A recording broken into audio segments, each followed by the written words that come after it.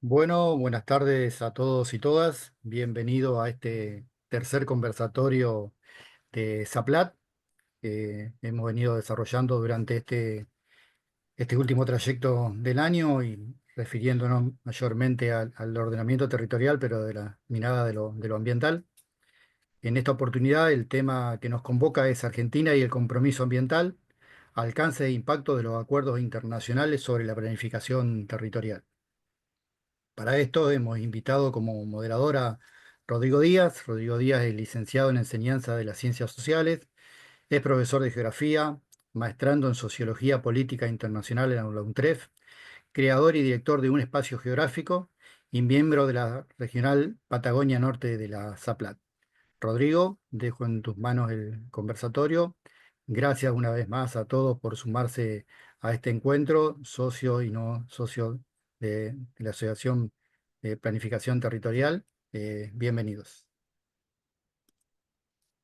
Bien, buenas tardes a todos y a todas. Bueno, muchas gracias, Guillermo, ahí por la presentación y muchas gracias a todos los que se van sumando a este conversatorio que estamos por comenzar.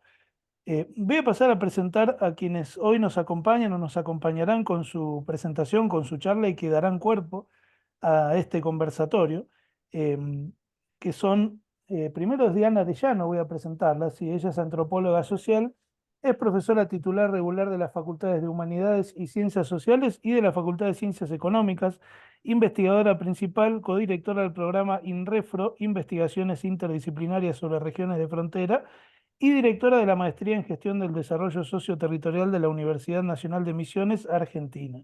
Actualmente ella también es vicepresidente de ALEF, Asociación Latinoamericana y Caribeña de Estudios Fronterizos. Integró el equipo internacional de expertos y fue responsable de la unidad de toma de testimonios de exiliados paraguayos en Misiones, Argentina, para el informe Nunca Más de la Comisión de Verdad y Justicia de Paraguay.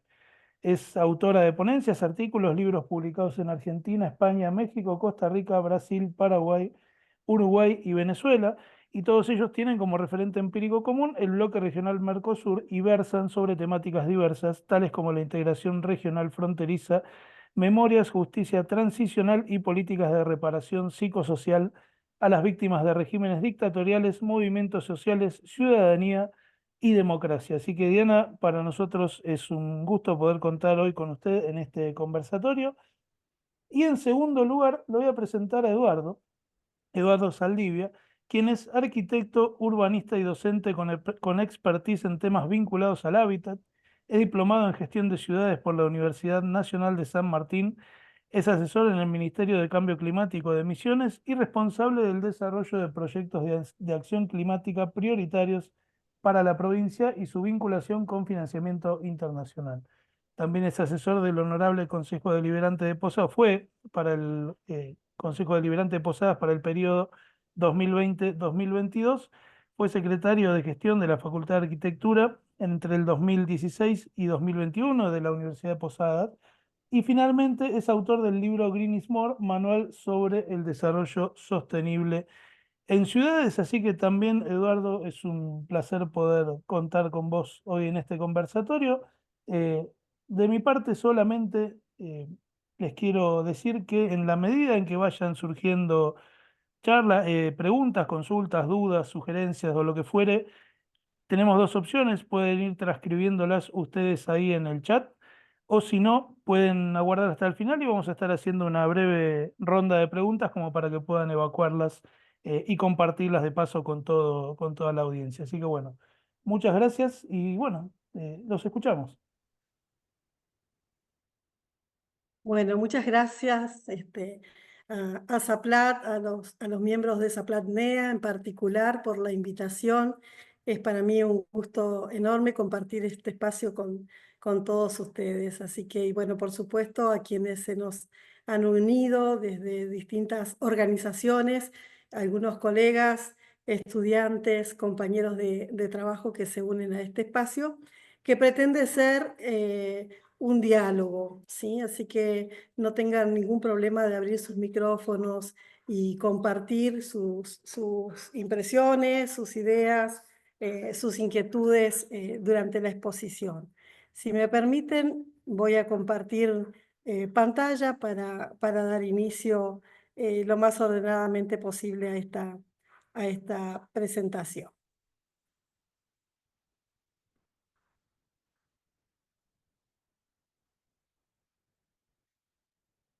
Bien, me toca a mí empezar esta discusión, mano a mano con Eduardo, con quien venimos de compartir otros espacios también convocados por Zaplat, así que es un gusto eh, poder conversar sobre esta problemática específica que es Argentina y el compromiso ambiental. Me he tomado el trabajo en esta charla de hacer un planteo general como para poder situar la discusión más concreta hacia el final y hacer el pie para que Eduardo nos presente lo suyo, ¿sí? Bueno, yo de alguna manera titulé esto con una pregunta, porque las preguntas habilitan el diálogo, habilitan la reflexión y el pensamiento. ¿Dónde estamos parados? ¿Dónde está parada Argentina y frente a la agenda global y al cambio climático, ¿no? Y para dar un contexto general, decimos que estamos en contexto de globalización o mundialización, que funcionan aquí como sinónimos independientemente de si estemos planteando la situación actual desde una corriente más anglosajona o desde una corriente francesa de estudio de las problemáticas que las sociedades atraviesan en cada momento, ¿no? Y decimos que vivimos un proceso político, económico, social, cultural, de interdependencia a escala mundial. Esto es lo más importante. No estamos solos, estamos juntos y cualquier práctica, hecho, significación que desatemos en una punta del planeta va a repercutir más tarde o más temprano en el otro extremo, ¿no? Esto es posible por la revolución tecnológica impresionante, alucinante, a la que estamos asistiendo, a la que nos ha tocado como generación ingresar a los que ya somos más grandes y a los nativos de esta generación, que es lo único que conocen, ¿no? Y esta brecha entre los nativos y los migrantes digitales es un dato de la situación importante. Vivimos este estrechamiento del espacio-tiempo que nos permite trasladarnos de una punta a la otra a través de los medios de comunicación, como dice David Harvey, una transformación profunda de la vida cotidiana que duplica nuestra existencia en la presencialidad física y en la presencialidad virtual en forma simultánea, por lo cual nuestros hogares se vuelven de puertas abiertas al mundo en forma permanente.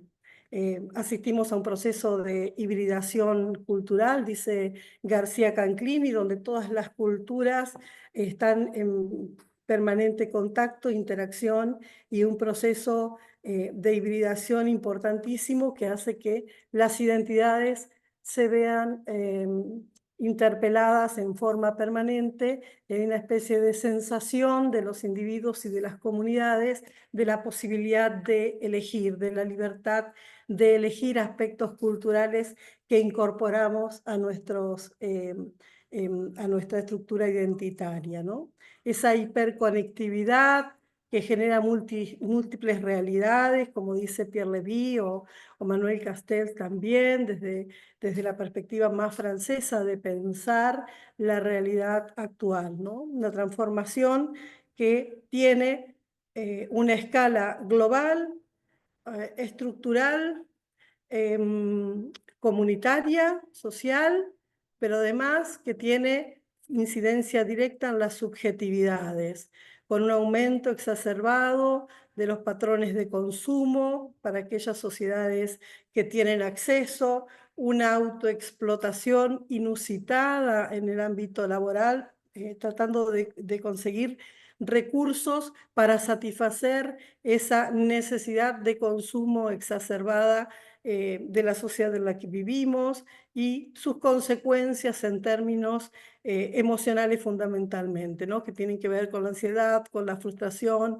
con la sensación de soledad en un mundo que está aparentemente hiperconectado y donde estamos todos juntos. Sin embargo, esa sensación de estar solos, de no tener a quién recurrir, no nos abandona y se multiplica aún en esta escala, ¿no? Bueno, allí tenemos autores como Zygmunt Bauman, los que gusten leer, Jules Ham, que trabajan específicamente esta cuestión. Y para el tema de los territorios, que es un poco por ahí lo que interesa más a este grupo del que estamos formando parte, la generación de nuevos paisajes de múltiples desigualdades, ¿no? Entonces, por un lado tenemos un mundo que explota en su máxima expresión en cuanto a lo que el conocimiento científico y la revolución tecnológica nos habilitan como posibilidades y por contraposición, por antonomasia, nunca el mundo ha sido tan desigual como en la actualidad. Y esto que decimos aquí en términos generales, vamos a ver cómo lo venimos trabajando, ¿no? Podemos ordenar la diversidad de problemáticas actuales de sostenibilidad del desarrollo, entendiendo que son problemas que son dinámicos, que son complejos, que son acuciantes, que son urgentes, que se dinamizan y se establecen una sinergia de unos con otros, lo cual lo agrava aún más. Y son crecientes en los últimos años con todo este proceso de globalización. La dinámica es mucho más acelerada que en décadas anteriores, ¿no? Entonces podemos organizar en dos grandes, siempre a riesgo de simplificar, ¿no es cierto?, en dos grandes grupos de problemas, los problemas ambientales y los problemas sociales, que tienen una estrecha vinculación. Problemas ambientales que todos conocemos y que podemos sintetizar como una creciente pérdida de la biodiversidad, que amenaza no solamente con atacar a la soberanía alimentaria, sino también a la posibilidad de curarnos y de tener nuestra farmacia natural de la que dependemos a pesar de los avances tecnológicos. Un calentamiento global, un proceso de desertificación en grandes regiones del mundo, agotamiento de los recursos renovables y no renovables, y esto que llamamos genéricamente cambio climático y que va a ser el foco de la mayor parte de las políticas en la actualidad. Esos problemas ambientales tienen esa conexión estrecha y hay casi una autodeterminación con problemas sociales que tienen que ver con la inusitada concentración de recursos económicos como nunca antes lo hemos visto, ¿sí? Un proceso de concentración de recursos económicos que está disparada a escala mundial, de tal suerte que conocemos hasta los gustos personales y lo que declara cada uno de los 1000 millonarios del mundo, porque los conocemos con nombre y apellido, a qué se dedican, cómo están sus empresas cada día. Ese proceso de hiperconcentración de la riqueza tiene como correlato el crecimiento enorme de la desigualdad y de la pobreza, ¿no? Y como problemáticas asociadas a la desigualdad y a la pobreza, el hacinamiento, el problema habitacional en el mundo es gravísimo y no deja de profundizarse, violaciones sistemáticas a los derechos humanos, aumento de la población global y la emergencia de lo que en las últimas décadas empezamos a llamar de afectados ambientales, aunque aquí hay que deslindar la enorme complejidad que esta nueva categoría comporta, ¿no? Porque ¿quiénes son los afectados ambientales? ¿Es solamente una cuestión ambiental? ¿Cuánto hay de decisiones políticas y particularmente de políticas públicas que no hacen insight para que finalmente los afectados ambientales tengan el desplazamiento y el vagar por el mundo como única opción de muy corto plazo, porque sabemos que es un vagar a ninguna parte, ¿no? Bueno, por supuesto que ante esta descripción un tanto catastrófica, pero absolutamente real, ¿no?, de la situación actual, los países se organizan y han ido desarrollando distintas estrategias geopolíticas y económicas para poder hacer frente a este panorama, diseñando políticas de alcance global, ¿no? Llevamos 3 décadas del protocolo de Kioto, uno de dentro de la Convención Marco de Naciones Unidas, que no obstante entró en vigor recién en 2005. Esto es importante porque la creación de la normativa tiene un periodo bastante importante entre su creación y su puesta en vigor, ¿no? Entonces, de pronto, protocolos que ya tienen varias décadas, es mucho menor el tiempo de ejecución como lineamiento, ¿no? Los mecanismos de Kioto particularmente nos interesan por el comercio internacional de emisiones, los mecanismos de desarrollo limpio, la aplicación conjunta de los países para invertir en distintos proyectos. Voy a pasar un poco rápido por aquí, si quieren después volvemos, porque en realidad todos tenemos alguna idea de qué se trata esto, ¿no? Y el Acuerdo de París 2015, que es tal vez en este momento a quien podemos recurrir como marco, como tratado jurídico internacional por su carácter vinculante, porque está vigente y porque, bueno, nosotros seguimos colgados del pincel del Acuerdo de París, ¿no? Cuyo objetivo es limitar el calentamiento mundial, preferiblemente a 1,5 grados centígrados en comparación con los niveles de las etapas preindustriales. Entonces, funciona, digamos, como una manera de ir dimensionando los efectos de las acciones que vamos tomando para reducir el calentamiento global. La Conferencia de Naciones Unidas sobre el Desarrollo Sostenible, Río+20, también sienta las bases más fuertes en relación a las consecuencias medioambientales para las sociedades humanas, ¿no? En términos de reducción de la pobreza, de fomentar la equidad social, garantizar la protección del medio ambiente. Con ese documento final aprobado, famoso ya, el futuro que queremos, que tiene la fortaleza de que está rubricado por una enorme cantidad de países que logran construir este acta acuerdo, ¿no? Desde hace algunos años, la sistematicidad con la que se suceden las conferencias de las partes, la cumbre anual que realiza la Convención Marco de las Naciones Unidas sobre el Cambio Climático, donde se reúnen los 196 países más la Unión Europea, que conforman estas partes, ¿no? Y algunas COP en particular, en todas se producen avances, pero la COP26, con su eslogan de Juntos por el Planeta, en Glasgow está mal escrito allí, en Reino Unido, 2021, que se reconoce la emergencia y se establece la intensificación de la acción por el clima.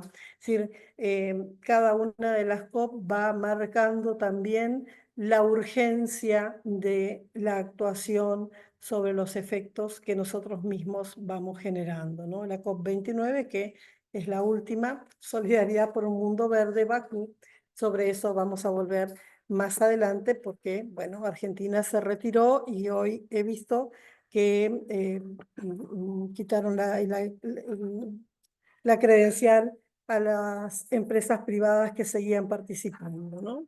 Para nuestra región, para América Latina en particular, el acuerdo de Escazú, ¿no? Este acuerdo regional que tiene gran importancia para el fortalecimiento de nuestras democracias de baja intensidad, como las clasifican la sociología latinoamericana, Atilio Borón en particular, ¿no es cierto? Ese tipo de democracia en la que vivimos, relativamente jóvenes y bastante débiles institucionalmente, en las cuales es necesario instar al acceso a la información, a el reforzamiento de la participación pública y el acceso a la justicia en asuntos ambientales en todos nuestros países de la región, ¿no?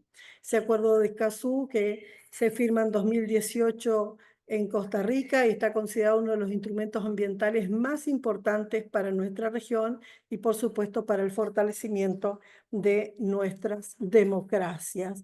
Y en este sentido, bueno, la toma de poder de la ciudadanía en general.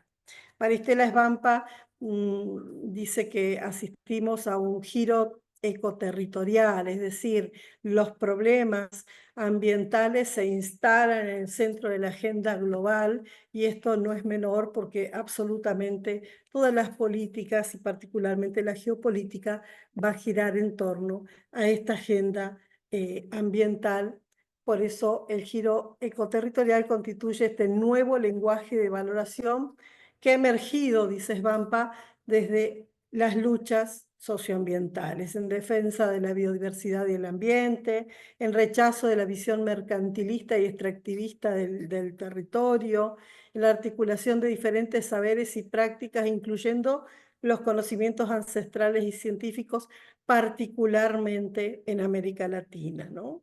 El territorio se ha convertido en un concepto central en las luchas socioambientales, entendido no solo como un espacio físico, sino también como un lugar de resistencia, por supuesto, frente a la visión extractivista que considera el territorio como un espacio vacío, como un recurso a explotar, y también como un espacio simbólico y cultural, es decir, cargado de identidad, de historia, de prácticas significativas para las comunidades que los habitamos en cada tiempo y en cada lugar.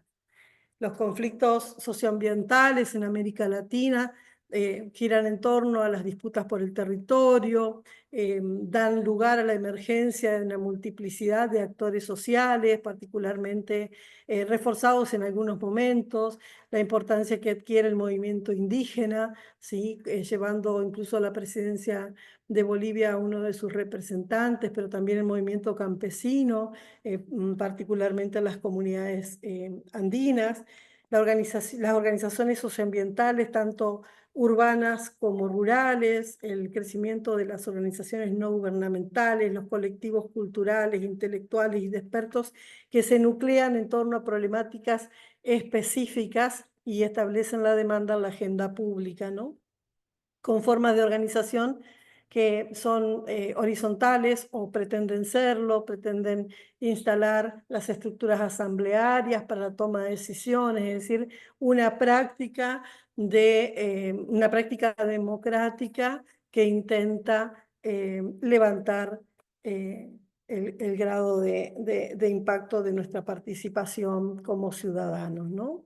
Bueno, con estrategias de resistencia que tienen que ver fundamentalmente en América Latina con la protesta y la movilización social, y en segundo lugar con obviamente medidas legales, amparos, demandas, consultas, y con la difusión de información, la generación de conocimiento contrahegemónico. En esto hay una batería inmensa de producción artística, creativa y comunicacional alternativa que lleva esta agenda de los conflictos ambientales en América Latina. Eve Besuri, una antropóloga argentina que migró, se exilió en realidad en México y desde allí desarrolló toda su carrera científica. Dice que bueno, lo que ella llama el gran desafío o el desafío definitorio de nuestra era, a la que algunos llaman antropoceno, pero no quise entrar en esa discusión en este momento con tan poquito tiempo, es salvaguardar los procesos naturales de la Tierra para asegurar el bienestar de la civilización, erradicando la pobreza, reduciendo el conflicto sobre los recursos y dando soporte a la salud humana y de los ecosistemas, ¿no? Y aquí hay una apuesta, digamos, a revisar los sistemas económicos, sociales, culturales, políticos que nos han traído hasta esta situación, y con la complejidad que agrega la interconectividad digital que, dice Besuri, puede proporcionar el potencial de encontrar soluciones o ayudarnos a ello. No voy a detenerme aquí, pero toda esta agenda global va traduciéndose en lo que es la Agenda de Naciones Unidas, en particular, entre los 90 y el 2015, los Objetivos de Desarrollo del Milenio, que hicieron foco en algunos problemas. Si nosotros comparativamente vamos recorriendo, que es a donde quiero llegar, el segundo acuerdo global, la Agenda 2030, que se encuentra vigente, pasa de 8 objetivos a 17 objetivos, ampliando y dando cuenta de la complejidad. Aquí se instala directamente el objetivo que a los planificadores territoriales interesa más directamente, que es el objetivo 11, la creación de ciudades y comunidades sostenibles y, por supuesto, todos los objetivos interactuando.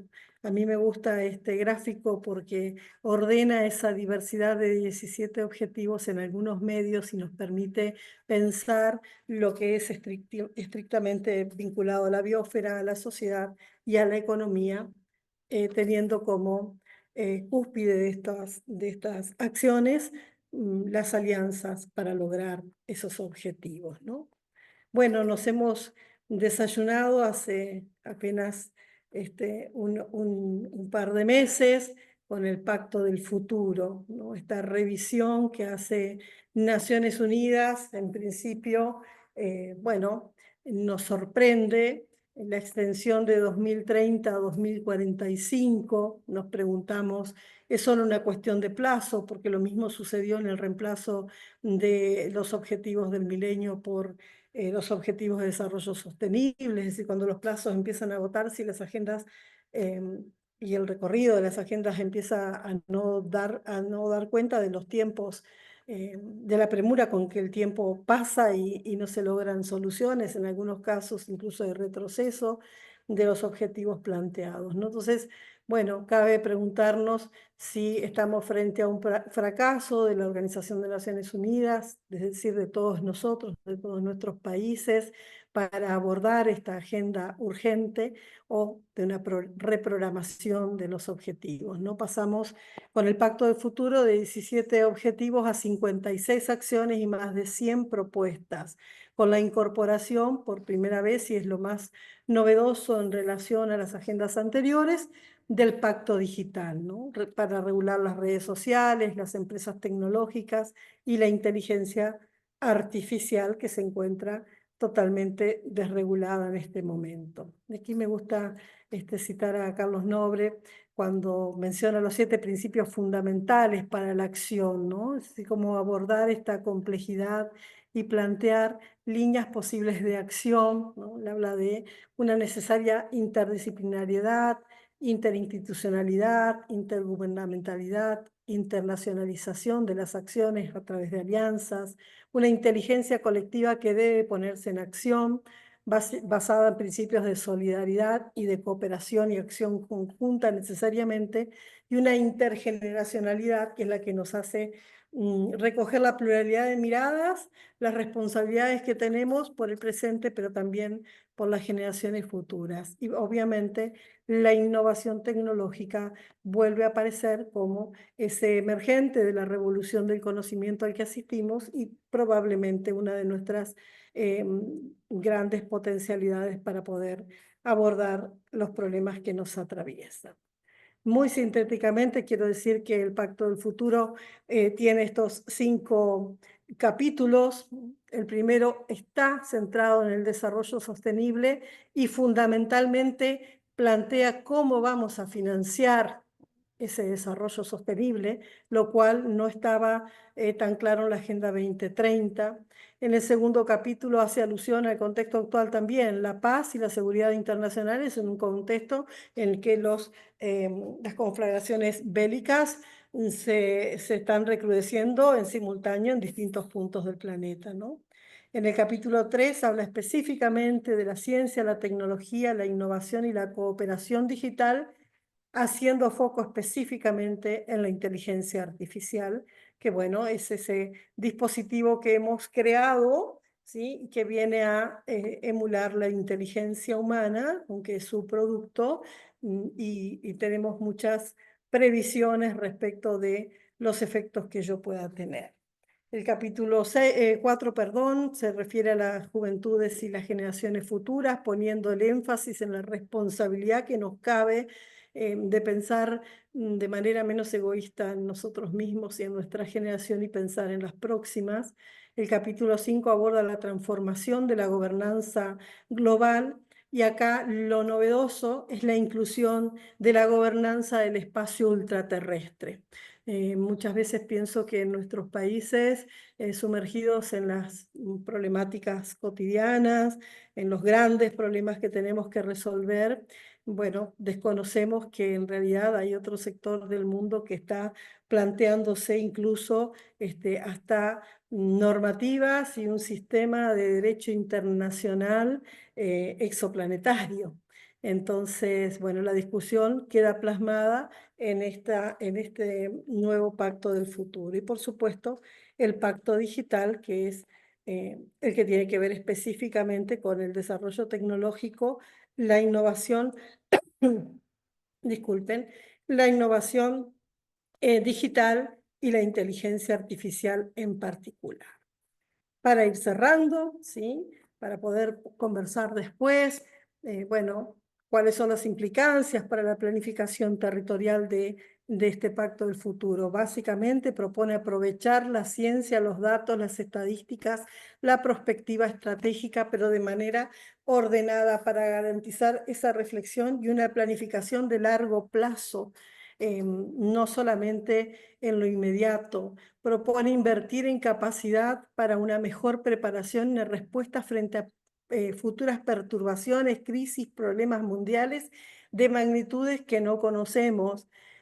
Propone adoptar un enfoque pangubernamental, ¿sí? Para coordinar incluso a nivel nacional y local la valoración, la formulación, la aplicación y la evaluación de políticas que puedan salvaguardar las necesidades y los intereses de las generaciones futuras. Yo hice esta selección de algunos pasajes del Pacto del Futuro para ver, bueno, y a nosotros qué con este asunto, ¿no es cierto? Entonces el Pacto Digital propone eliminar todas las brechas digitales y acelerar el progreso en todos los objetivos de desarrollo sostenible. Propone ampliar la inclusión en la economía digital y sus beneficios para todos. Propone fomentar un espacio digital inclusivo, abierto, seguro. Promueve enfoques de gobernanza de datos que sean responsables, equitativos e interoperables. Mejorar la gobernanza internacional de la inteligencia artificial una vez más. Es decir, si hay una preocupación central dentro del Pacto del Futuro, tiene que ver con el financiamiento, ¿sí? Para el cambio climático, para la reducción del cambio climático y sobre todo con lo que tiene que ver con la regulación de la inteligencia artificial y de las nuevas tecnologías digitales, tanto dentro del planeta Tierra como fuera de este, ¿no? En la cumbre del G20 que acaba de ser, se han producido muchos avances y hay dos principales propuestas que fueron aprobadas, la que propone el presidente de Brasil, la Alianza Global contra el Hambre y la Pobreza, que no paran de crecer. La pandemia vino a hacer lo suyo y pasar de 40% de la población mundial bajo la línea de pobreza al 60%, es decir, un crecimiento del 20% en 2 años de pandemia, y no solo por la pandemia, sino por la forma de administrar la pandemia, con lo cual, y desde allí hasta aquí, no hemos podido decrecer en los niveles de pobreza y de hambre, o, como decimos ahora, de peligro de inseguridad alimentaria muy extendida. Acá hay unos datos que ustedes pueden ir leyendo, no me quiero detener en eso. Y la segunda propuesta importante tiene que ver con la necesidad de la reforestación, ¿no? Una reforestación de 15 millones de hectáreas por parte de 6 millones de trabajadores, es una reforestación que está pensada también como creadora de puestos de trabajo, equivalente a 5 provincias de Misiones, que se financiaría con el redireccionamiento de 24.000 millones de dólares del gasto militar mundial. Bueno, es la propuesta de la Presidenta de México, Claudia Sheinbaum, en la cumbre del G20. Entonces, fíjense que la propuesta de la reforestación es una propuesta que viene ya de largo tiempo, ¿no? Con la primera propuesta más mediática o mediatizada de Greta Thunberg a esta propuesta de esta semana, ¿no? con esto quiero terminar. El posicionamiento del gobierno argentino en la 79ª Asamblea de la ONU. Nosotros podemos analizar discursivamente, bueno, algo que se presenta de forma permanente o como sustrato, que es los principios de derecho a la libertad, derecho a la propiedad y derecho a la vida, entendido desde la perspectiva que el gobierno actual maneja respecto de estas cuestiones. Por supuesto, aquí yo hice una selección de algunas afirmaciones, porque el descrédito del gobierno actual es respecto de todo el sistema de Naciones Unidas, de la forma en que ha encarado todos estos años a través de las distintas agendas, incluida la del Pacto del Futuro, la problemática de la sustentabilidad del desarrollo, ¿no? Es decir, que lo que quiero decir aquí es que es un planteo de fondo, ¿sí? No es un planteo de formas, es un planteo estructural y que se hace. Entonces, siempre es importante conocer cuáles son los principios, más allá de las formas, de las buenas formas, de las malas maneras en las cuales se expresan las disidencias, bueno, en un ámbito que no está acostumbrado a las malas maneras particularmente, ¿no? Respecto de la reunión del G20, bueno, esta contradicción que se presenta entre la acción del gobierno argentino y las discursividades, ¿no? Desde una discursividad confrontativa, una vez más, de fondo, no de formas, un descrédito absoluto de lo que la Organización de Naciones Unidas ha venido haciendo hasta aquí. Sin embargo, el gobierno afirma que va a permanecer dentro del Acuerdo de París y firma el documento final del G20 en Río de Janeiro para sorpresa de muchos, ¿no? Entonces, también poder ver esta cuestión, bueno, en antropología siempre miramos las prácticas y las significaciones. Una cosa es lo que hacemos y otra cosa es lo que decimos. Y una tercera cuestión es lo que creemos que hacemos y creemos que decimos cuando decimos. Yo me permití este pequeño análisis porque me gusta bajar lo global y lo estructural a nuestras experiencias cotidianas como individuos, como comunidades, ¿no? Y aquí justo estaba leyendo a Kubler-Ross y su teoría del duelo, las etapas del duelo, para poder pensar esta situación actual en la que vivimos, esta sensación de pérdida, de crisis, esta zozobra en la que vivimos en términos de la crisis climática, la crisis ambiental, esta globalización con todos sus efectos psicosociales, ¿no? Bueno, y esta autora importantísima va a decir que vivimos las crisis como si fueran un duelo, una sensación de pérdida. En este sentido, podemos hacer la extrapolación a la pérdida de un supuesto ambiente equilibrado del que venimos, más allá de que muchos de los que acaban de nacer nunca conocieron ese paraíso, ya nacieron en periodo o en concepción de crisis, ¿no? Y va a decir que la primera etapa de la crisis es la negación, luego el enfado, que puede llegar a adquirir grados de ira que se expresan fundamentalmente a través del lenguaje, luego una depresión que empieza a encaminar hacia la aceptación de lo que es. Transcurrir estas etapas del duelo en términos sociales es muy importante y son periodos que son no homogéneos, no son iguales para todos los grupos y todos estamos pudiendo ver distintos grupos atravesando distintos momentos de estas etapas del duelo o de la pérdida, como dice la teoría lacaniana, ¿no? Para ir hacia el aprendizaje.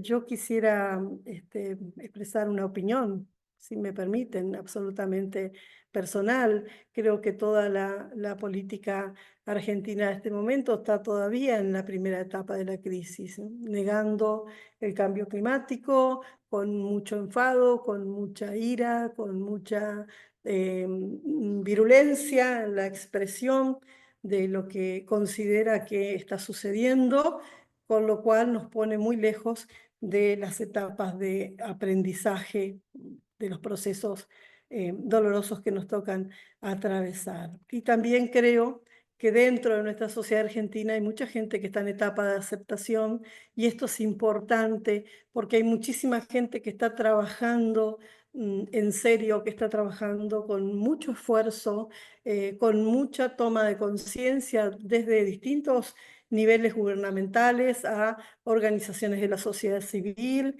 las universidades, las ONGs, en esta etapa de aceptación de lo que es, para poder empezar a construir aprendizajes y modificar esta realidad, o por lo menos plantear lineamientos posibles de salida a esta crisis actual. Muchas gracias.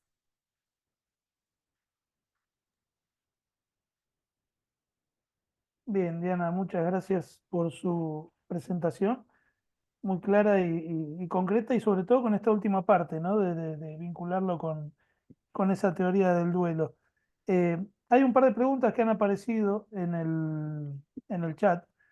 Eh, yo no sé si prefiere responderlas usted ahora o las dejamos para el cierre después de Eduardo y respondemos todos juntos.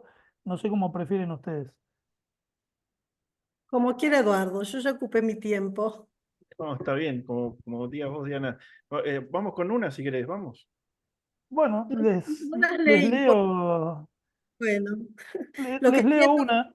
la virtualidad es que uno se queda hablándole a una presentación visual y ni siquiera viendo la cara de los demás que estamos compartiendo este espacio. Sí, Rodrigo. Ahí, no, ahí Catalina Molinati dice, pregunta si hay algún diagnóstico sobre el avance relativo de los países en materia de cumplimiento de los acuerdos, pactos o agendas. Si hubiera este diagnóstico, ¿de qué han dependido los mayores avances? Dice.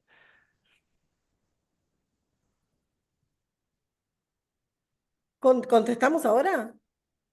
Sí, si usted prefiere, sí. Sí, sí, si no, dejamos todo para el cierre, pero si no, contestamos Bueno. esta hora y la segunda que quede para el final.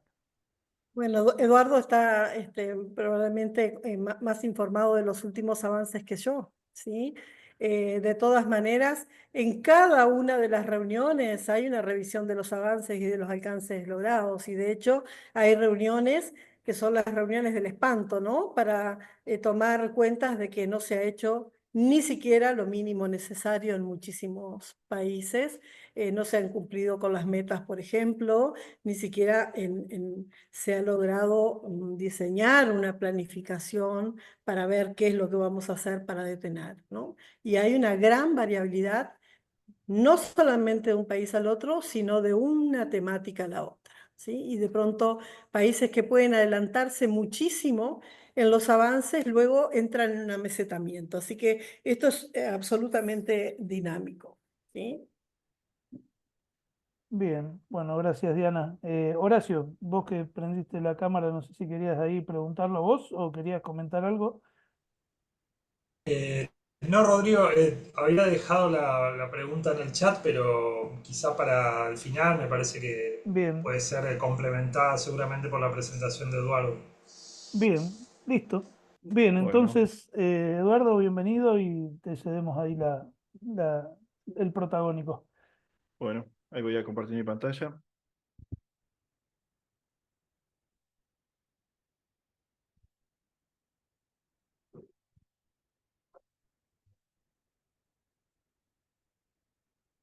Bueno, si estamos ahí, comienzo nomás. Bueno, muchas gracias. Primero quiero agradecer a Zaplat por esta oportunidad del conversatorio. La verdad que es muy interesante escucharla a Diana, también lindo, inspirador. Y bueno, creo que vamos a poder sacar cosas lindas de este encuentro de hoy. Me alegra mucho que podamos reunirnos a tratar estos temas. Yo voy a darles un pantallazo, bueno, como decía el título de la presentación, ¿no? Sobre estos alcances e impactos de los acuerdos internacionales sobre la planificación territorial, ¿no? En la Argentina y el compromiso ambiental. Voy a empezar hablando un poquito del marco normativo. Vamos a pasar después a mencionar el inventario de gases de efecto invernadero, el balance provincial, el plan de respuesta al cambio climático, Les voy a comentar un poquito sobre la Alianza Verde, algunos programas que están en desarrollo y mis conclusiones. Retomando un poco lo que decía recién, la colega, bueno, justamente tenemos este sitio que es climateclock.net, donde podemos ingresar para ¿no? Para esa ecoansiedad, ¿no? Que nos invade un poco a todos, de saber, bueno, cómo estamos. Y a partir de lo que fue el Acuerdo de París y llegar por debajo del 1,5 grados sobre los niveles preindustriales, el reloj nos va indicando, bueno, dónde estamos parados hoy. En noviembre de 2024 sabemos que ya estamos en más un 1,3 grados sobre los niveles preindustriales, en la temperatura promedio de la superficie de la Tierra, que para alcanzar ese 1,5 grados apenas restan 6 años, y las toneladas de dióxido de carbono se siguen emitiendo. Seguimos llenando la atmósfera de este exceso de gases de efecto invernadero. En ese sentido, la Argentina en 2019, y en coherencia con lo que se firmó en 2015 en el Acuerdo de París, plantea la Ley de Presupuestos Mínimos de Adaptación y Mitigación al Cambio Climático Global. Crea el Gabinete Nacional de Cambio Climático para asesorar al Ejecutivo Nacional y también para encomendarle la tarea de justamente, bueno, que establezca un plan de respuesta, de las medidas, del diagnóstico, de cómo vamos a trabajar esta Agenda 2030. Por eso también, un poquito retomando la pregunta que estábamos viendo recién, yo creo que el diagnóstico está, por lo menos a nivel nacional, ya ha sido publicado. Creo que vamos por el tercer informe voluntario ya de cómo se ha ido avanzando con eso. Lo que está faltando ahí es el financiamiento, ¿no? Y tiene que ver con la pregunta que dejó Horacio picando. Pero bueno, lo vamos a ver más adelante. Bueno, les decía, entonces se crea en el 2019 el gabinete y le encomienda la tarea de hacer este plan de respuesta. Pero también le encomienda a cada una de las provincias que haga su propio plan de respuesta en su jurisdicción. El caso concreto de Argentina es que Argentina estaba en el orden de los 350 millones de toneladas de dióxido de carbono emitidas a la atmósfera hacia 2018 y se propone crecer, desarrollarse y llegar al 2030 con ese mismo nivel de emisión. Si en el 2018 se emitieron 350, llegar al 2030 aún emitiendo 349 es la meta. Y si crecemos, y si se hacen nuevas industrias, bueno, todo eso que sea de manera sostenible y no aumentar las emisiones. La realidad es que eso no se está cumpliendo. Cuando vemos el inventario de 2020, vemos que las emisiones ya están en 376, y hace poquito vi las del 2023 y estamos en 400 ya millones de toneladas de dióxido de carbono emitido por la Argentina. Así que esa meta va siendo cada vez más difícil de alcanzar. Este es el gráfico que les comentaba. Ahí vemos cómo la Argentina entonces estaba en 350 hacia 2018, en millones de toneladas, y se propone, esta es la línea horizontal, se propone mantener ese nivel hacia 2030, pero la realidad es que cada vez las emisiones de la Argentina van aumentando más y más. Entonces tenemos que trabajar en acción climática para poder volver al curso de las cosas, por lo menos de lo que deseamos.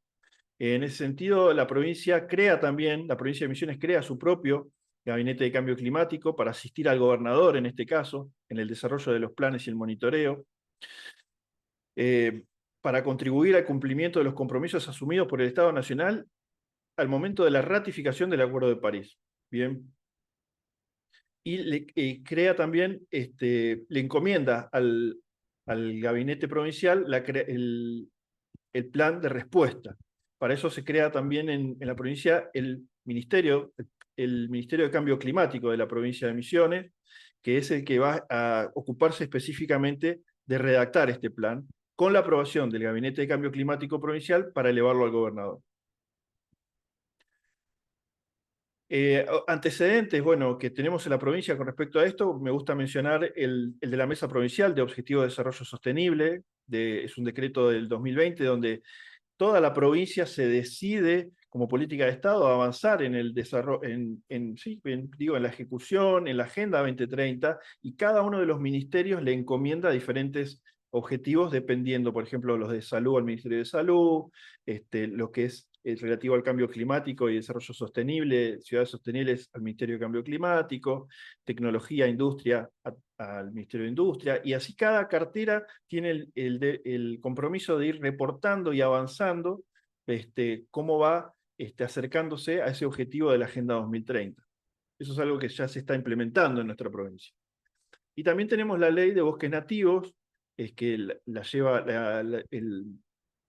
eso es el órgano de aplicación, es el Ministerio de Ecología de la provincia de Misiones, que tiene, la provincia hizo un ordenamiento forestal, donde tiene bosques, mejor dicho, sectores de la provincia donde puede haber bosque de cultivo, sectores donde está el bosque nativo, donde no se puede tocar, que son las zonas rojas que vemos en el mapa, y sectores amarillos donde podría llegar a cultivarse, pero hay que consultarlo con las autoridades previamente. Y eso hoy por hoy funciona. También tenemos la ley de bosques, que recientemente justamente se desafectó el fideicomiso, como antecedentes de esto que queremos hacer desde el cambio climático. Es muy interesante cuando vemos, hoy es el día del GIS, así que bueno, para todos los que se dedican a la gestión de información de la informática, bueno, les va a resultar familiar. Cuando vemos las imágenes satelitales de la provincia de Misiones, vemos esta mancha verde, y esto no es algo coloreado o algo que se le haya dado con contraste, no, esto es una foto real tomadas del satélite, donde podemos ver cómo la provincia tiene otro color. Ese es el color de los bosques nativos, es el color de la biodiversidad, es el color de que no ha sido deforestado el bosque atlántico paranaense. Cuando vemos en lo que es Paraguay, lo que es Brasil, ese color cambia, ha sido desmontado, ha avanzado el agronegocio, el monocultivo, la frontera, el monocultivo, se ha llevado todo lo que era bosque atlántico paranaense en estos países limítrofes, y ese color intenso verde que vemos desapareció. Misiones tiene el ADN del cuidado de la biodiversidad, de la preocupación ecologista y genuina en los misioneros, y eso ha hecho que hoy por hoy lleguemos a que desde el satélite así se vea la provincia. La provincia tiene sus emisiones, se midieron en 4 sectores: en el sector del agro, el agro y la forestoindustria, tenemos 1,5 millones de toneladas de dióxido de carbono anuales. En lo que es energía, en energía podemos dividirlo en 2, energía en lo que es generación de energía eléctrica, por un lado, y por el otro lado, lo que es la energía necesaria para movernos, ¿no? El uso del combustible fósil. En ese sentido, estamos en 1.400.000 toneladas de dióxido de carbono emitido, o sus gases equivalentes, y lo que es residuos en 350.000 millones de toneladas, y industria y otros procesos, que es, bueno, la provincia no es una provincia preponderantemente industrial, entonces lo que es las emisiones a través de la industria es relativamente bastante bajo. Cuando sumamos todas estas emisiones, nos da que la provincia emite 3.300.000 toneladas al año. Pero por el otro lado, cuando vemos esa mancha verde que veíamos recién desde el satélite, cuánto absorbe de dióxido de carbono, cuánto, podríamos decir, limpia nuestra atmósfera, vemos que absorbe 5.300.000 toneladas. Entonces, esto es lo que llamamos el balance provincial. Entre lo que emitimos y lo que absorbemos, nos da que aún así absorbemos mucho más de lo que emitimos. Estamos en 2.100.000 toneladas de dióxido de carbono absorbido como balance de la provincia. Nosotros como provincia nos hemos propuesto, al igual que les mostraba el gráfico de Argentina, bien, nosotros, si hoy por hoy estamos absorbiendo 2.100.000 toneladas, nos hemos propuesto llegar al 2030 incluso un poquito mejor de lo que estamos, y mejorar ese número a 2.200.000, ¿bien? De balance negativo, o sea, balance neto, que en absorciones. O sea, absorber incluso más hacia el 2030.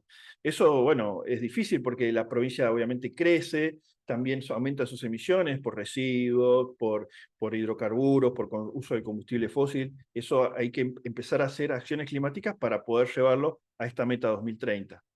¿qué cosas podemos hacer? Bueno, desde la energía, empezar a volcarnos hacia las energías renovables, ¿no? Hay experiencias de energía eólica en Oberá, que funcionó muy bien, pero está eso en desarrollo, principalmente el hidrógeno verde, que es el hidrógeno como es una alternativa al combustible, al aprovechamiento del agua de lluvia, que nos permite el ahorro, un ahorro importante en el agua potable que consumimos en nuestros domicilios, en nuestros edificios, el aprovechamiento de la energía solar, no solo para la generación de energía, sino también para el caso, como podemos ver, de los termotanques solares, todo lo que es la construcción sostenible, la construcción verde. Desde el Parque Industrial de Posadas estamos desarrollando el mini auto CR2, justamente para empezar a adoptar movilidad eléctrica, y hay una cuestión muy interesante que es la de, si usamos los mismos autos que usamos siempre, pero eléctricos, los embotellamientos van a seguir siendo los mismos. En cambio, la ciudad necesita autos más pequeños, autos que sean más flexibles, que nos permitan estacionar de manera más ágil. Entonces empezamos a pensar en el mini auto, ¿no? Este es el CR2, es un desarrollo de la provincia. También necesitamos un sistema de transporte sostenible, el caso de cómo la provincia adopta la experiencia de Curitiba, el BTR, el bus de transporte rápido, implementado a través del transporte integrado misionero. Esta es la estación sustentable que está en la Plaza San Martín. Y cómo nos comunicamos desde los puntos de transferencia en las afueras hacia el centro a través de los carriles exclusivos con estos colectivos con fuelle que permiten transportar más pasajeros. En ese sentido, la urbanista canadiense Janet Sadik-Khan, Janet Sadik-Khan es urbanista de la ciudad de Nueva York, es la que ha peatonalizado la ciudad de Nueva York, dice que la ciudad más inteligente es aquella en la que uno no necesita del auto particular. Me interesó lo que decía Diana con respecto a la reforestación, ¿no? Y cuando hablamos de reforestar el hábitat urbano, bueno, ahí aparece, por ejemplo, el tema del Plan Forestal Urbano, que empezar a revolverle a la ciudad el espacio, sus espacios verdes, su infraestructura verde, ¿bien? Esto que es empezar a recuperar las superficies de absorción, empezar a devolverle a la sombra a nuestras calles, ¿bien? No solamente una cuestión de embellecimiento, como dice ahí, que dice permite el embellecimiento del entorno urbano, sino que también hay una cuestión de poder tener veredas más confortables, que nos permitan caminar con sombra en una ciudad donde hace calor y donde el sol a veces es complicado.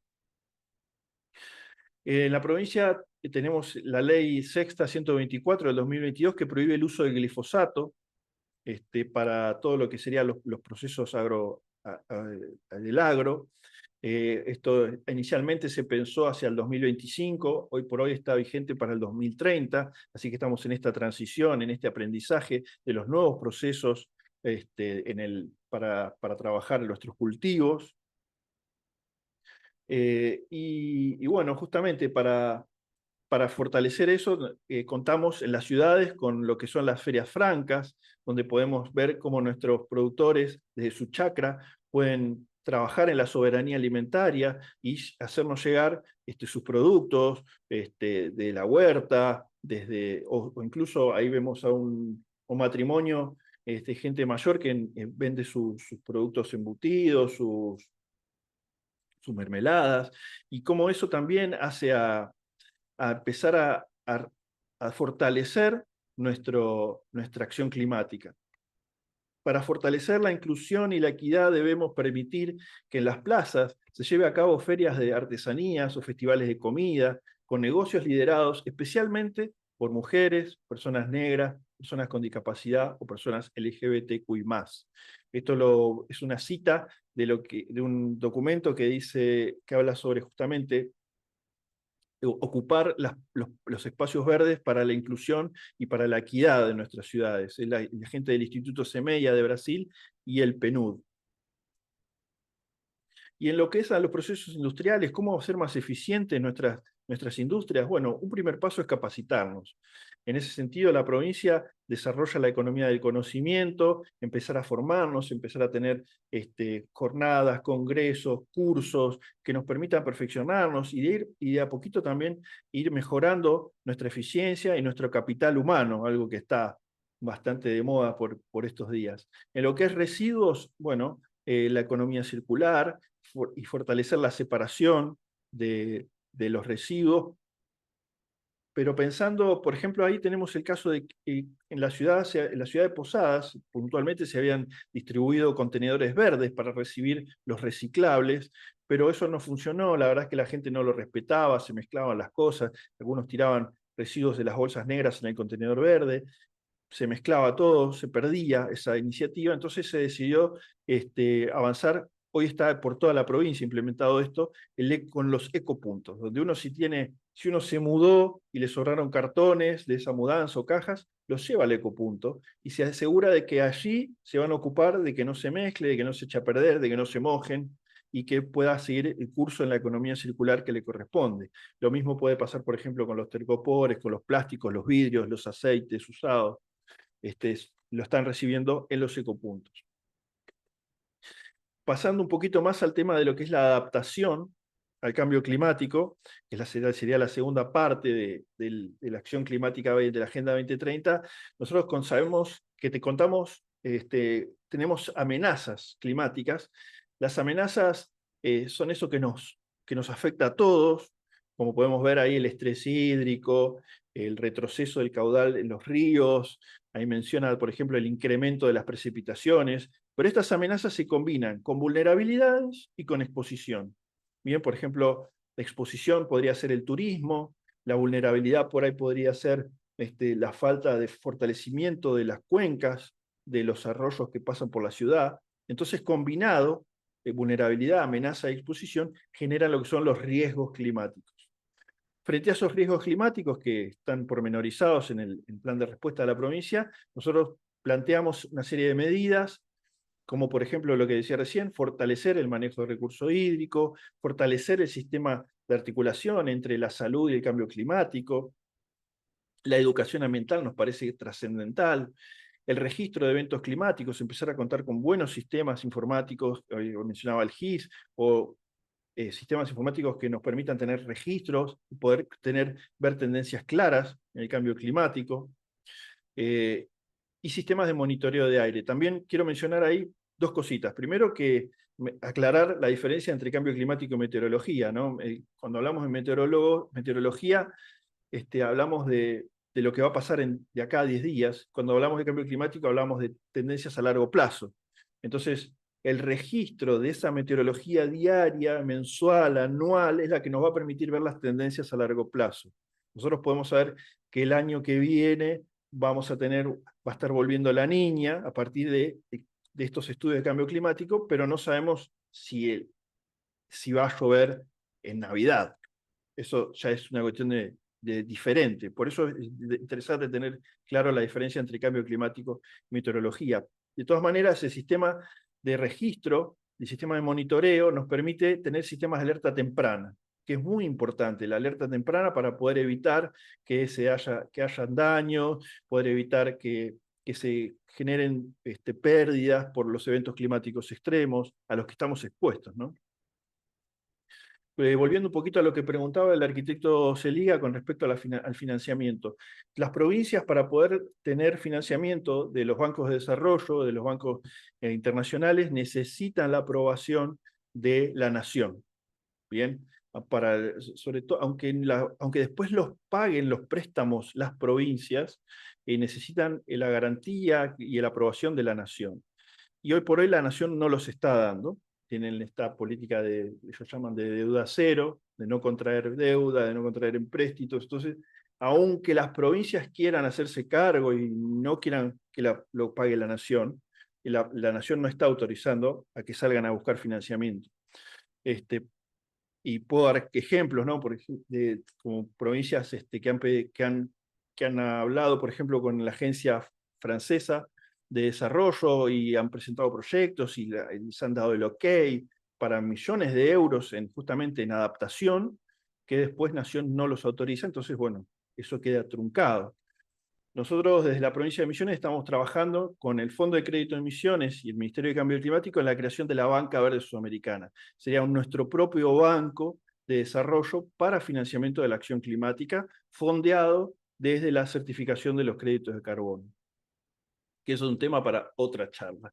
Pero bueno, la provincia de Misiones justamente va a emitir sus certificados, mal llamados bonos de carbono, para poder justamente recibir dinero por sus servicios ecosistémicos, y eso nos va a permitir contar con un fondo para este Banco Verde.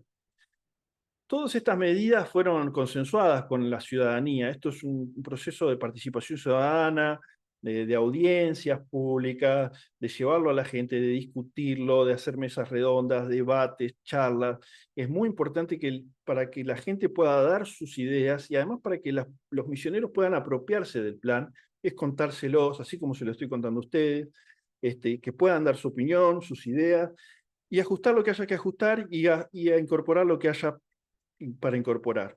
Todo este proceso fue largo, el plan en sí nos llevó 3 años y medio, y una cosa interesante fue que contamos con la Asociación Misionera de Mediación, que es un grupo de abogados expertos en mediación, que justamente nos ayudaron a tener dinámicas, porque por ahí el ingeniero, el arquitecto no tiene la costumbre de cómo manejar grupos de personas, de dinámicas de grupo, ¿no? Entonces la Asociación Misionera de Mediación nos ayudó con eso, y la verdad es que fue una muy buena decisión.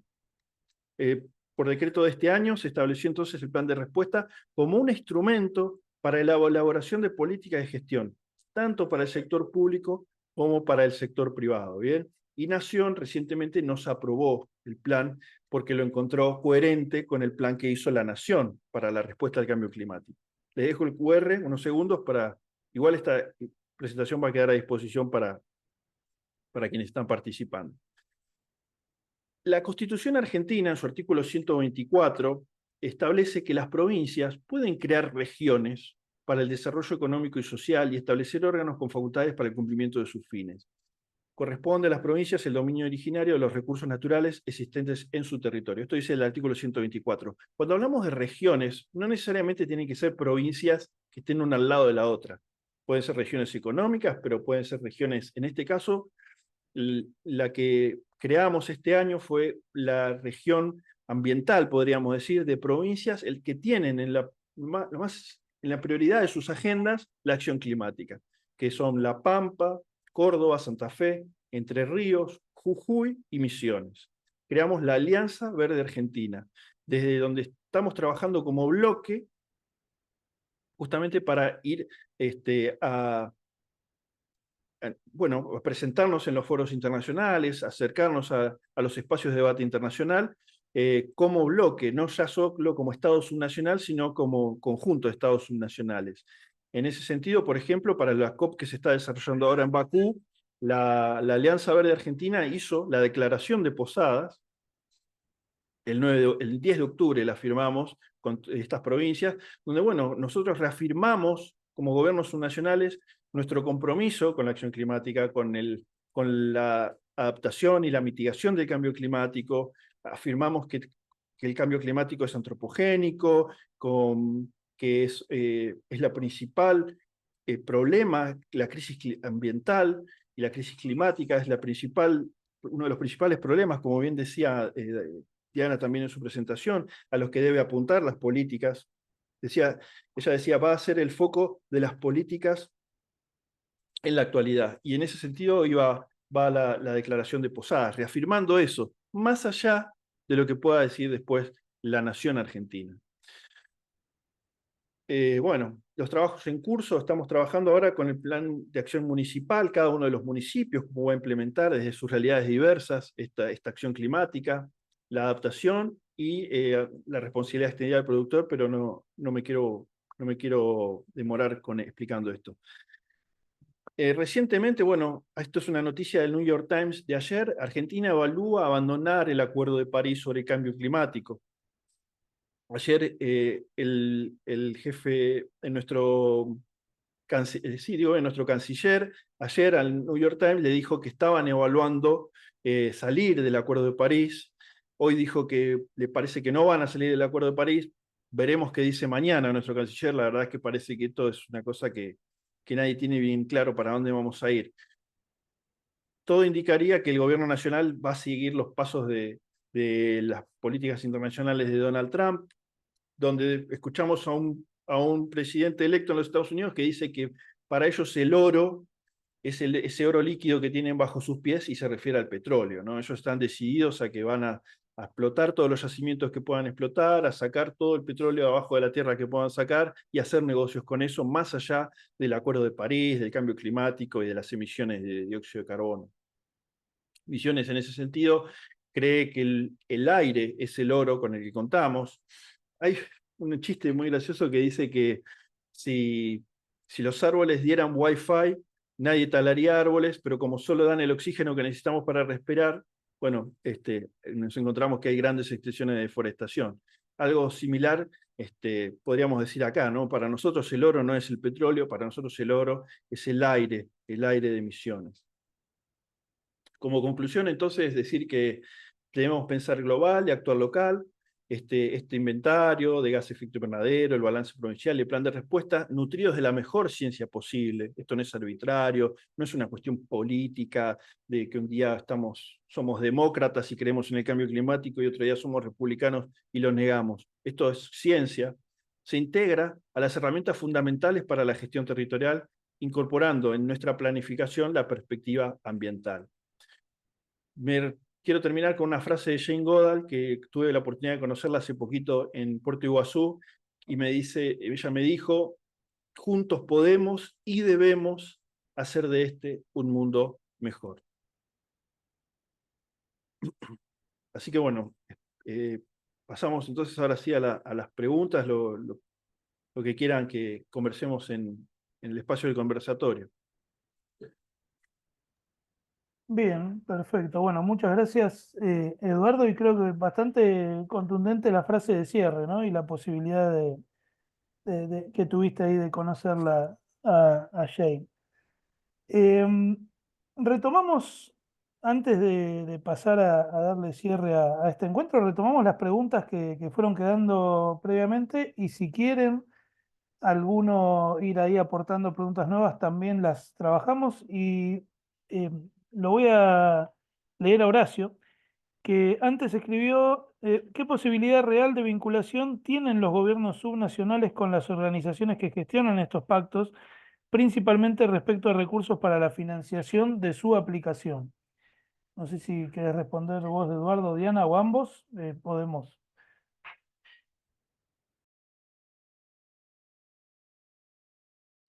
Bueno, traté un poquito de acercarme a responder esa pregunta y justamente contaba el caso de Santa Fe, que salió a buscar financiamiento para sus obras de adaptación, todo lo que sería el frente costero de San Lorenzo y una serie de ciudades que dan sobre el río Paraná, y les pareció, eran proyectos muy serios, muy transparentes, así que la agencia francesa los aprobó, pero bueno, cuando fueron a Nación a buscar esa aprobación, esa garantía que Nación a través de Cancillería debe dar el ok, todavía no salió.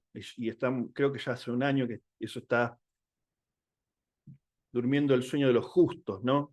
Entonces, ¿qué hacemos en esos casos? ¿Cómo podemos hacer para que los gobiernos subnacionales puedan salir a buscar financiamiento internacional sin pasar por Nación? Ese creo que es el desafío que se viene.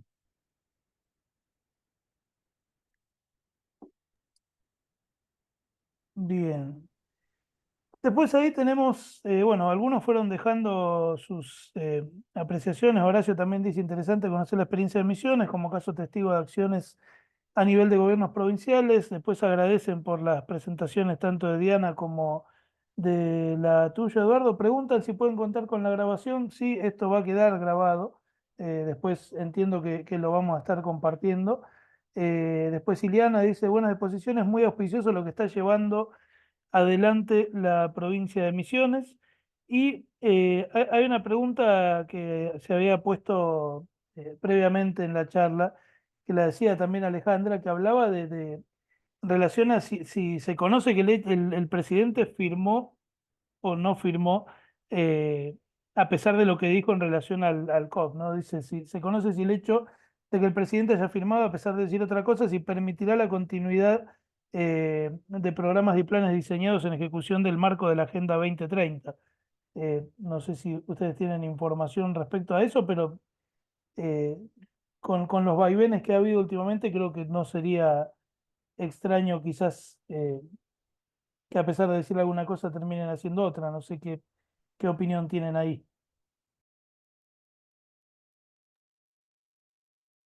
Diana. Bueno, recojo la pregunta porque además está relacionada con la pregunta que hacía Horacio acerca del financiamiento, digamos, ¿no? El mundo globalizado se ha dado un orden de funcionamiento, es decir, hay reglas de funcionamiento que son tremendamente estrictas. Los servicios diplomáticos las observan a pie juntillas, es decir, no es que cada uno hace lo que quiere en este concierto de Naciones Organizadas que se dan llamar Naciones Unidas. De hecho, haber podido salir de la etapa de guerras mundiales no se consigue con comportamientos anárquicos que vayan en un sentido o en otro, como bien estábamos marcando recién. Vamos a salir del Acuerdo de París, nos vamos a quedar en el Acuerdo de París. Bueno, parece que los días pares sí, los días impares no. Y esto no puede ser, digamos. Realmente los servicios exteriores de todos los países ven esto con mucha preocupación y también atienden, junan, como dicen los jóvenes, esta picardía que hay detrás en el manejo de esta zozobra en la cual se mantiene el Concierto de Naciones respecto de nuestro propio accionar como país, ¿no?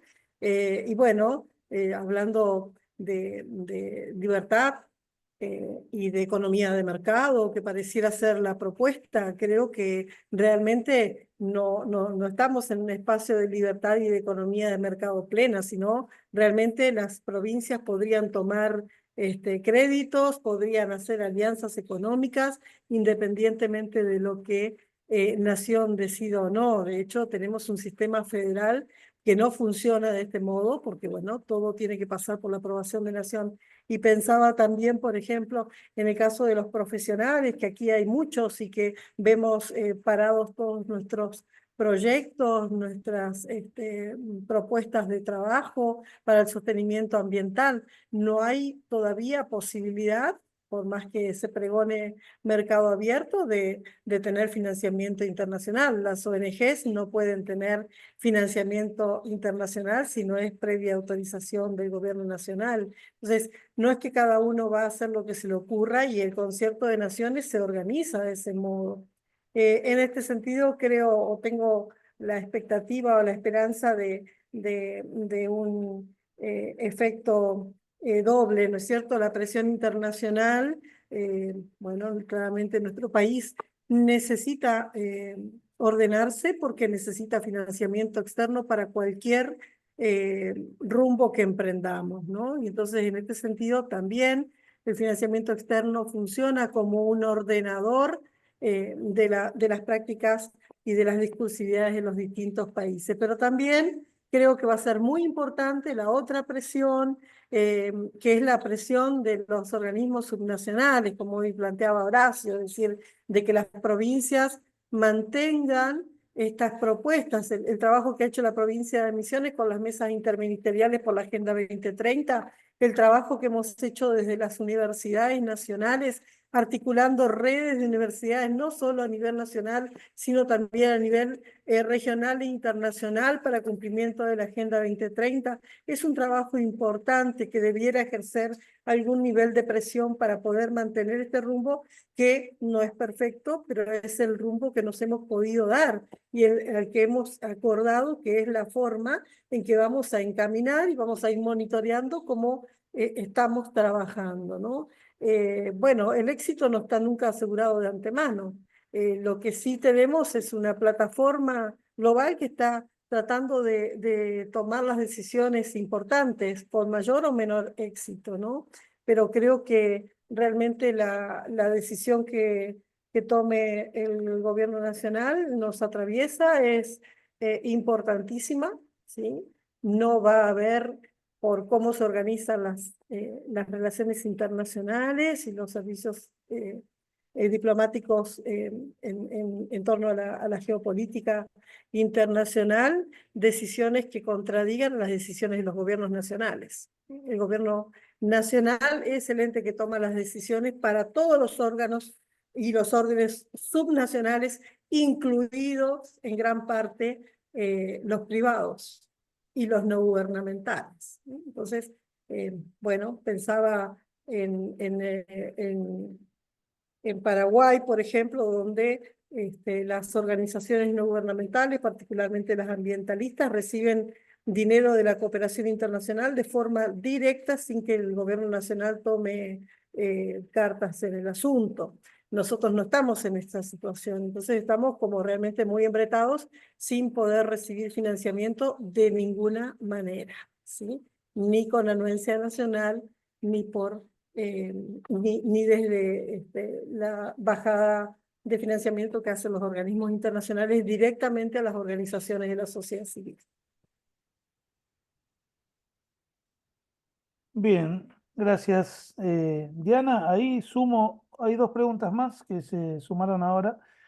Paso por la primera, que la deja Roberto González, que dice: habida cuenta de los pocos avances de las resoluciones de los pactos y acuerdos internacionales, ¿cuáles serían los factores que inciden? ¿Es el poder económico y las leyes del mercado? ¿Es la falta de organizaciones que representan a los sectores populares?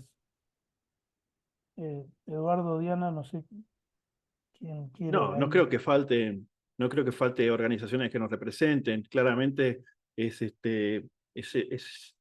es el Bill Metal, ¿no? Imponiéndose. Yo creo que en ese sentido, escuchaba, por ejemplo, el discurso inaugural del presidente de Azerbaiyán, que seguramente si buscan el recorte, la separata periodística lo van a encontrar. Estamos hablando de un presidente que está recibiendo la cumbre de Naciones Unidas de Cambio Climático frente a todos los líderes de los diferentes países que participan. Dijo, bueno, mire, nosotros consideramos que los recursos mineros y el petróleo que tenemos en nuestro país es un regalo que nos dio Dios. Así que nos sentimos con derecho a explotarlo. Bien, de su argumento dijo así, es un regalo de Dios.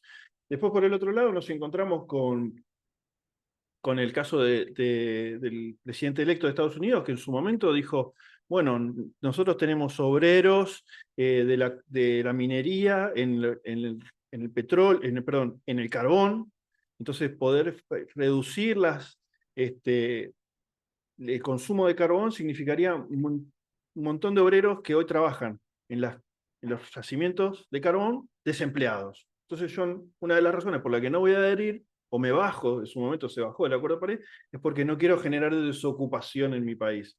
Bien, entonces encontramos, bueno, uno salió con el regalo de Dios, el otro con que no quiere generar desempleo. En la Argentina no hay un argumento. Me gustaría por lo menos escuchar un argumento, no más allá de que estemos de acuerdo o no. No hay porque cuando le dicen que hagan una cosa, hacen otra. Cuando dicen, bueno, el cambio climático no existe. Entonces, pero después cuando llega la hora de bajarse del Acuerdo de París, no se bajan. ¿Por qué? Porque en realidad lo que están queriendo es hacer todo al mismo tiempo. Encuentran negocio en los paneles solares y en el litio, entonces vamos a hacer ese negocio. Encuentran negocio en Vaca Muerta y en el fondo de la cuenca del Atlántico Norte, en Mar del Plata, y vamos a hacer eso. Entonces, en realidad, no hay un argumento ni espiritual, ni de desocupación, es una cuestión de seguir el negocio, ir atrás del negocio y del bill metal. Entonces, creo que es, como decía ahí la pregunta, los factores del poder económico y las leyes del mercado.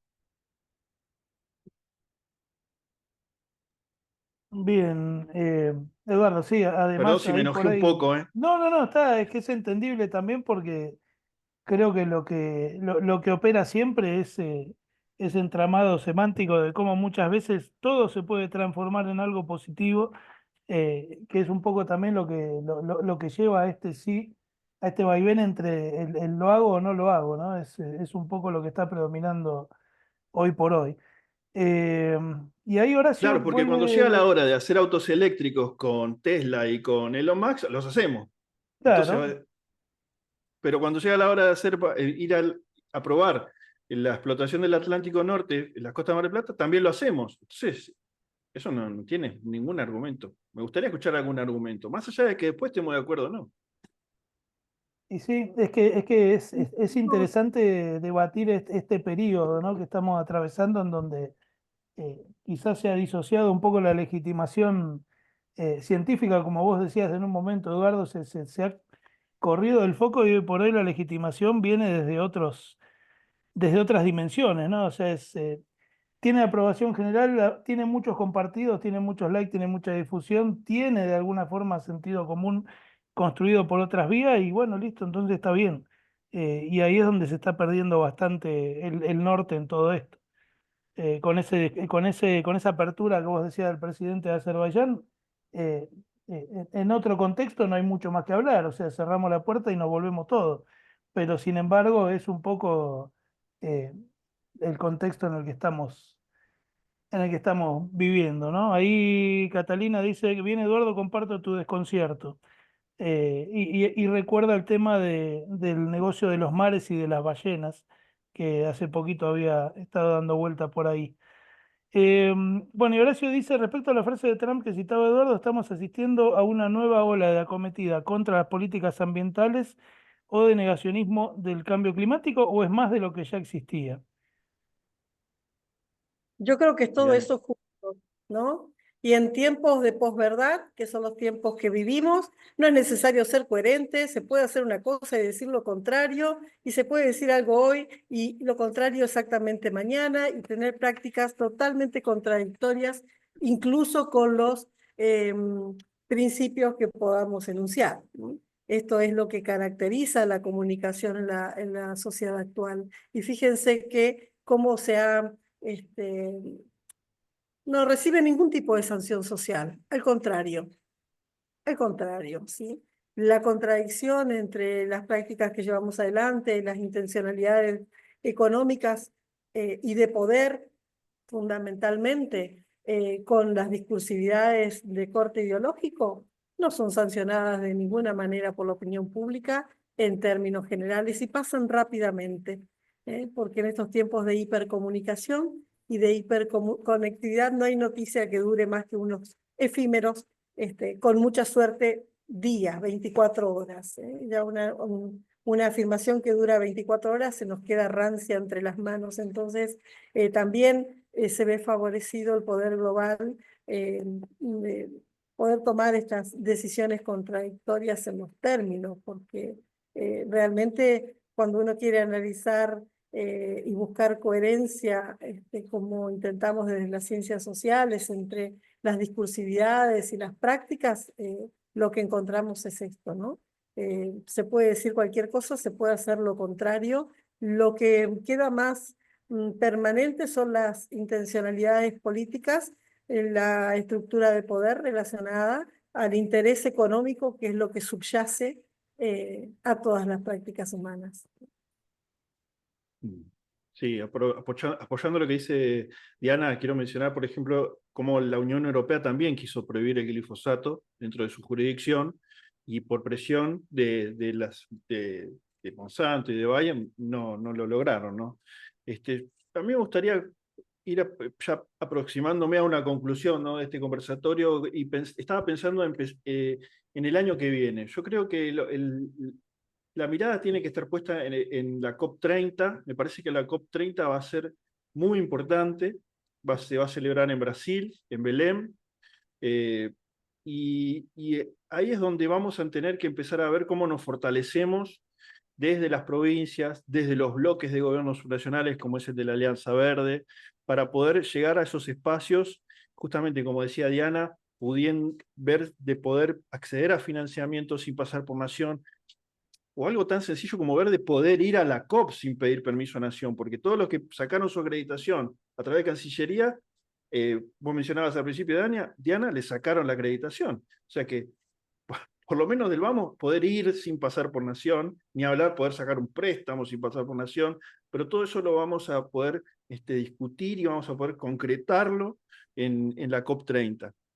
Así que no terminó la COP todavía. Hoy es miércoles, creo que la COP va a terminar el sábado, pero yo ya estoy pensando en cómo vamos a llegar a la del año que viene y con estos objetivos, ¿no? De fortalecernos y un poco despegarnos también de lo que pueda pasar, que no va a cambiar desde el Ejecutivo Nacional. Bien, bien, Eduardo. Bueno, Eduardo, Diana, muchas gracias por la presentación de ambos. Hasta este momento no hay más preguntas en el chat, por lo tanto vamos a proceder a ir cerrando este conversatorio, no sin antes darle la palabra a Valeria Jaquemar, que es la vicepresidenta de SAPLAT, como para oficiar de cierre de este conversatorio. Así que Valeria, bienvenida y bueno, te escuchamos. Muy buenas noches. Bueno, estaba atentamente escuchando. Eh, Primero, por supuesto, saludar, digamos, de parte de toda la comisión directiva, que siempre estamos ahí metidos entre medio, entre algunas actividades, participando en algunas, escuchando en otras.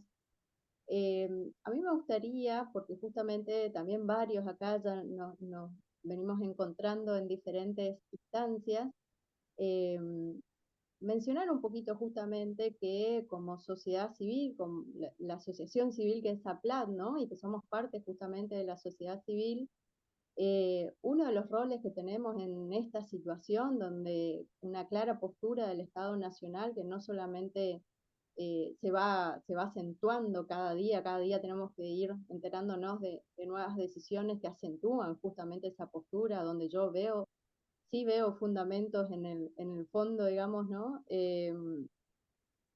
Mencionar, por ejemplo, que en nuestro rol nosotros, entre fortalecer el conocimiento generado hasta acá, es importante hacerlo circular, generar herramientas para que también aportar en la generación de herramientas para que justamente los estados subnacionales, provincias y municipios, digamos, puedan hacer uso de sus facultades, que en definitiva las hay facultades muy importantes que están en los niveles subnacionales que permiten por lo menos un poco hacerle frente a esta situación, porque sin duda que la situación macro, que las políticas nacionales, digamos, golpean por todos lados, pero sin embargo hay facultades en nuestro Estado federal, justamente en los niveles subnacionales, que es donde me parece que desde nuestros roles, desde el rol profesional, desde el conocimiento, ayudar a reforzar esas facultades, digamos, ¿sí? Quería nombrar un ejemplo que se conformó desde la sociedad civil hace varios años en Argentina, que es la de Red Argentina de Municipios frente al Cambio Climático, por ejemplo, que está conformada por profesionales de distintas disciplinas que adaptaron justamente bajo los criterios del Pacto Global, eh, adaptaron herramientas para poder medir los gases de efecto invernadero que hoy justamente representan una de las herramientas clave para lo que mencionaba justamente Eduardo, digamos, no se puede impulsar planes de acción climática si no se hacen mediciones de ese tipo, digamos, ¿no? Y a través de esos profesionales, por ejemplo, los municipios accedemos a ese tipo de herramientas y a ese tipo de conocimientos que son capacidades que no hay en todos los gobiernos subnacionales, ni siquiera en todos los gobiernos provinciales, digamos, ¿no? Hoy cada vez hay que tener más capacidades en todos estos temas para poder justamente no solo definir políticas públicas, sino justamente trabajar en la planificación en ese sentido. El otro día, justamente repasando la normativa del NEA, hay municipios que están incorporando en la Carta Orgánica el balance energético. Entonces, en la planificación, ¿qué significa llevar eso a la práctica, digamos, ¿no? ¿Qué significa ponerlo justamente en marcha? Bueno, hay mucho de este enfoque que ha penetrado, digamos, en la normativa, que se ha incorporado, digamos, en las normativas, bueno, después hay que llevarlo a la práctica, hay que ponerlos en marcha efectivamente.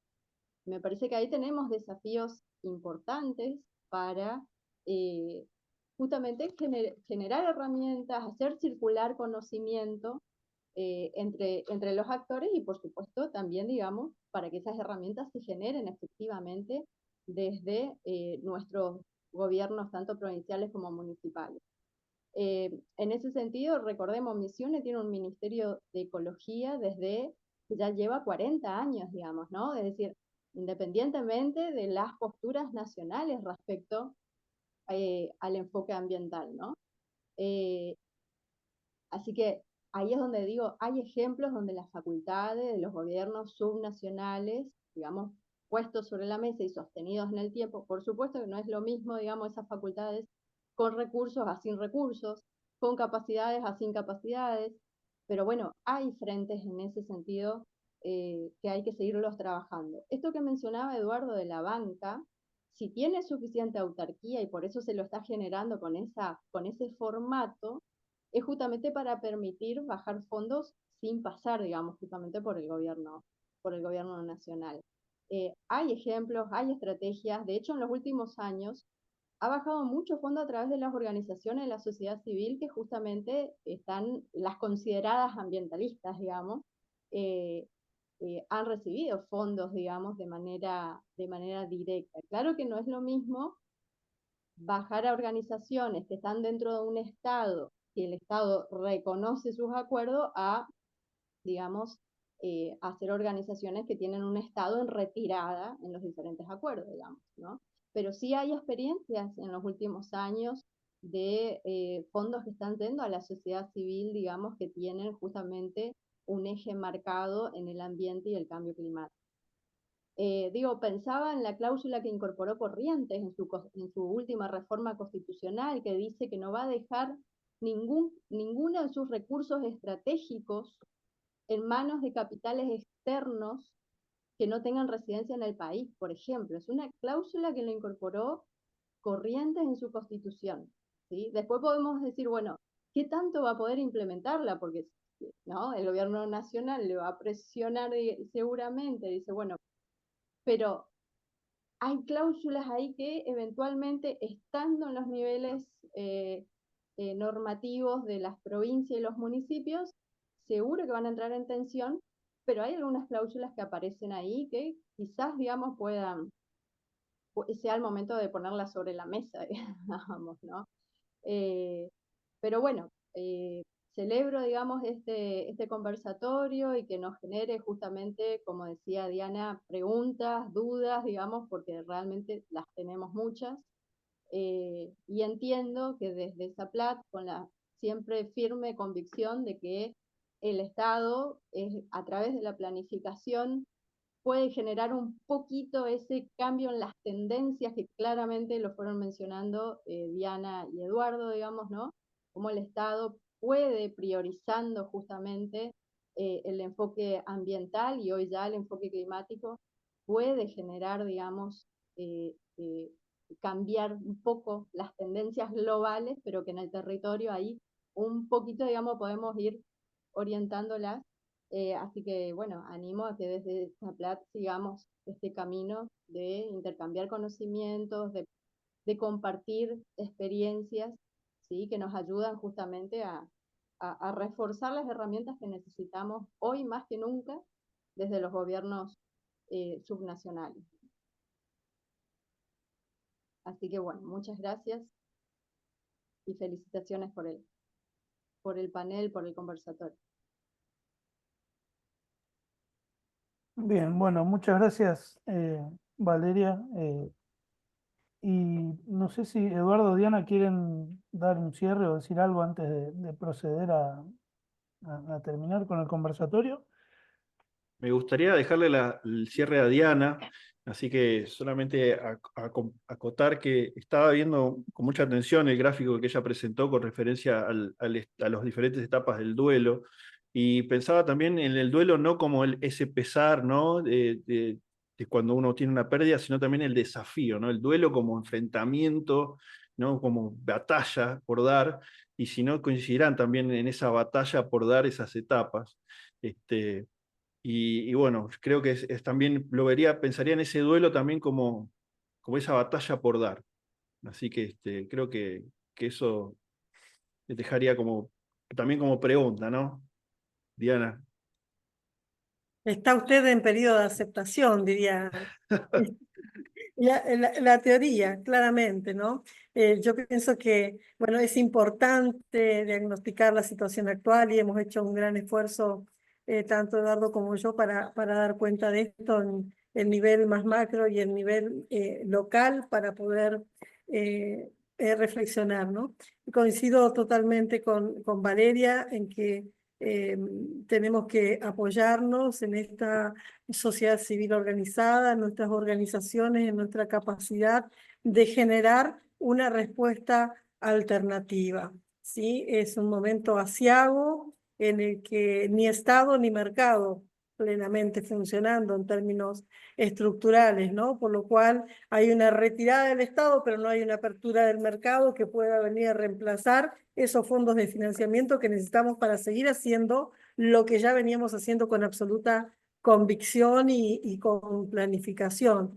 En el caso de la provincia de Misiones, a mí siempre me parece que sería muy importante que nosotros manifestemos desde distintas vertientes el apoyo y la convicción enorme que tiene la ciudadanía a través de todas sus organizaciones de que este es el rumbo, ¿no? Me preocupa el mapa que presenta Eduardo porque no nos vamos a salvar como islita, pero tenemos que salvar esta islita, ¿sí? Este verde intenso se tiene que mantener. Hay una sociedad civil concientizada que nosotros podemos tomar como indicadores, por ejemplo, la creciente demanda de creación de áreas naturales protegidas de orden privada, ¿no? La gente acude al Ministerio de Ecología para proteger su chacra, sus 20 hectáreas, sus 2 hectáreas, el arroyito que pasa, la vertiente. Bueno, esto da cuenta de que hay un trabajo de concientización importante que se ha hecho en la provincia de Misiones. Hoy escuchaba, me tocaba tomar exámenes en la Facultad de Ciencias Económicas y chicos muy jovencitos de segundo año desarrollaron todo un sistema de techos verdes para poder bajar la temperatura en el ámbito urbano, ¿no? Y con mucho conocimiento apropiado, digamos, haciendo los cálculos, cuánto está costando, cómo habría que hacer para bajar esos costos. Y son esas iniciativas de distintos sectores que tienen que confluir y que obviamente necesitan ser dirigidas para poder lograr estos réditos y dar esta presión importante que necesitamos dar a nivel internacional, más allá o a pesar de las decisiones nacionales que se vayan tomando. Así que para mí nada más, un enorme gusto compartir este espacio, es un gusto compartir con Eduardo, de alguna manera siento que complementamos nuestras miradas, aunque no tenemos formación disciplinar igual, creo que justamente por eso miramos el mundo de distintas perspectivas analíticas, pero complementarias y todos somos necesarios. Las organizaciones, acá hay gente presente de SAPLAT, por supuesto que es la entidad organizadora, pero hay gente que participa desde el Estado Nacional, desde las universidades y también desde CAMCA, que veo algunos colegas conectados, que son organizaciones que estamos todos tirando para el mismo lado y creo que aunar estos esfuerzos y encarrilarnos nos va a dar la fortaleza necesaria para seguir trabajando, en el caso de la provincia de Misiones, en lo que ya venimos trabajando hace bastante tiempo, ¿no? Y con avances significativos a pesar de las circunstancias que no siempre nos son favorables. Eso nada más. Muchas gracias. Gracias a todos. Muchas gracias, Rodrigo. Muy bien tu labor también como moderador. Muchas gracias. Vean, muy bien. Se agradece también la invitación de mi parte y bueno, gracias a todos por los que están ahí del otro lado escuchándonos, ¿sí? Que está bueno seguir construyendo en estos espacios, así que estimo que nos veremos en alguna próxima. Muy Buenas bien. noches a todos y bueno, buen cierre de semana, si bien estamos en la mitad. Hasta Dale, luego. muchas gracias. Adiós. Gracias. Gracias.